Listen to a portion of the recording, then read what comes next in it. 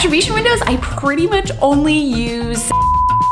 My perspective on dynamic creative testing has done a complete 180 over the last 3 months. And I now suggest some brands to not use retargeting campaigns at all anymore. What's up, marketers? I've recently changed my mind about some things regarding Facebook ads in 2022, and that's exactly what we're going to talk about in today's video. So the first thing that I want to talk about are attribution windows. In my perspective on your attribution window for Facebook ads used to be that you only used click-based only. So that would be 1 day click in most circumstances, and then 7 day click for special circumstances. Now, the reason why I used to do this is because Facebook's attribution windows are also their optimization windows. So if you choose a attribution window of 1 day click, then Facebook is actually going to optimize your campaigns to find people who are more likely to convert within a 1 day time period. So if you were using view-based attribution, like 7 day click in a 1 day view, the idea is that those people are gonna be a lot less valuable because they're not taking that click-based action. And from my perspective too,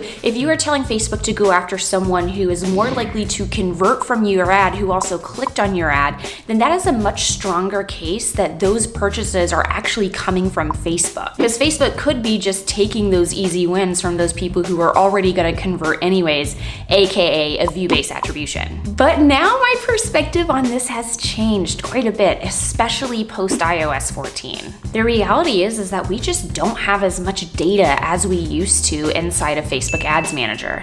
And especially when you're looking at things like what type of ads are converting, what type of creatives are doing the best, I actually want to have as much data as possible inside of these ad platforms. So I'd say that especially for brands that are spending under 100K per month, I am almost always doing a 7 day click, 1 day view attribution window.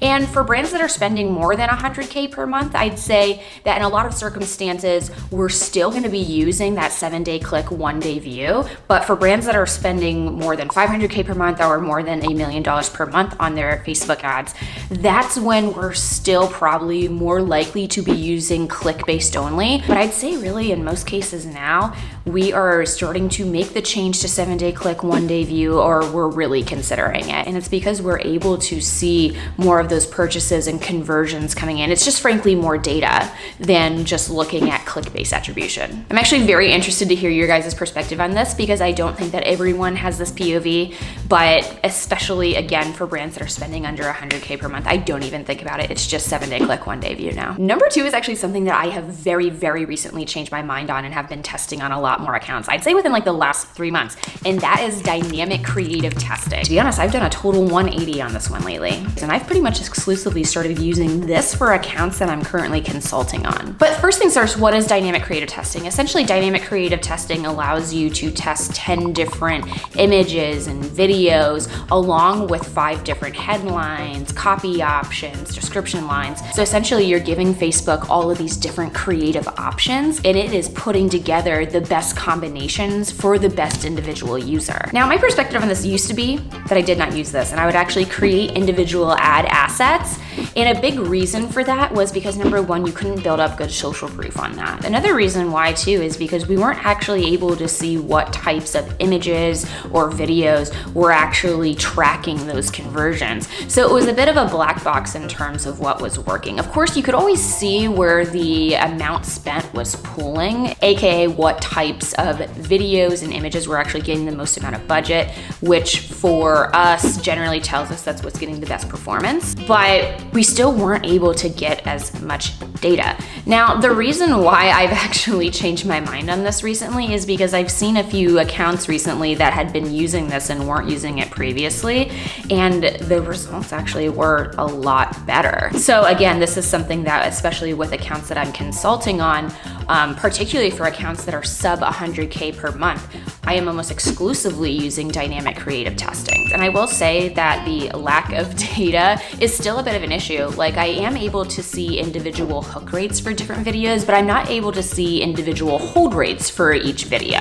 And something that I try to be really mindful of when using dynamic creative testing as well is I'm really trying to use wildly different types of copy options and really different types of assets that I'm testing.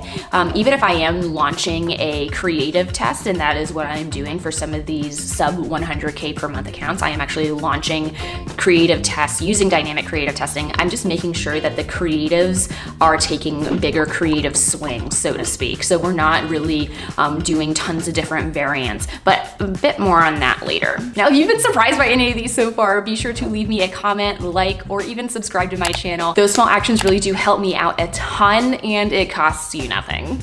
Number 3 is the number of creatives that are actually inside of a creative test. Now, for those of you that have seen my popular How to Test Facebook Ads creative video, then you know I'm suggesting that you test anywhere from 4 to 6 creative variants inside of your creative tests. And when I say variant, really what that means is we are taking a core asset and we're changing one variable to really give the algorithm more options to see what is actually going to hit as a creative test. I think something that I really believed early on is that if you had a single ad asset, you didn't really just want to put all of your eggs in that one creative. So what we'd do is we would test out different hooks. We would test out different types of font options. We could even swap out different editing techniques. There was lots of different ways that we would create these creative variants. And now I've actually brought that number of variants down pretty significantly. And I am guiding our video editors at Thesis to create 3 variant top for most creative tests. And for the most part, we really still are focusing on the hook in this case. So we are swapping out the first 3 seconds of any video asset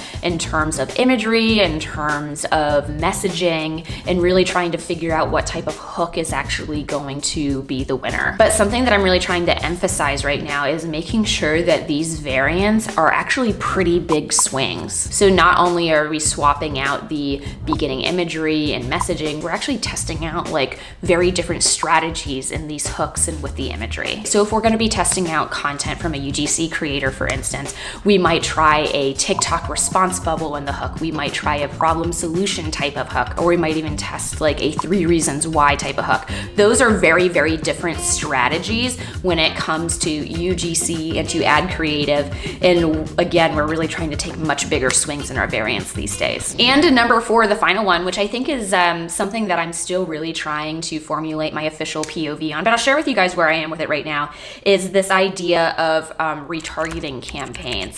So I know that for those of you who have been watching my channel for a while, you know that I used to have this Facebook ad structure of tofu, mofu, and bofu. I almost exclusively never use that anymore, but to be honest, my new structure of prospecting and retargeting campaign and plus the creative testing campaign, of course, it is super, super similar to tofu, mofu, and bofu. It's just named different.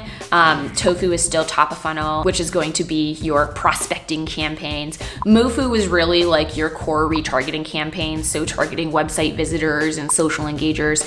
And then bofu was essentially DABA, or dynamic product ads. And those dynamic product ads were traditionally just targeting people who added to cart or viewed content. I just really don't have many clients right now that are using dynamic product ads, so maybe that's why. But anyways, back to this idea of prospecting and retargeting. I've actually started testing out on a number of accounts not even having retargeting campaigns at all. And for some accounts, it really does tend to either have the same results or better results. And I'd say especially for accounts that are sub 10K per month in ad spend, I am not even thinking about it. I am not doing retargeting. I am really just setting up some exclusions for people who've already purchased in the past and leaving it at that, because I found that a lot of these people, number one, are already going to be in your prospecting campaigns anyways. Just post iOS 14, we're not able to have those exclusions be as airtight as they used to be. So especially again for smaller accounts, it's just frankly not even worth it. So I'm really just able to rely on the exclusion for purchasers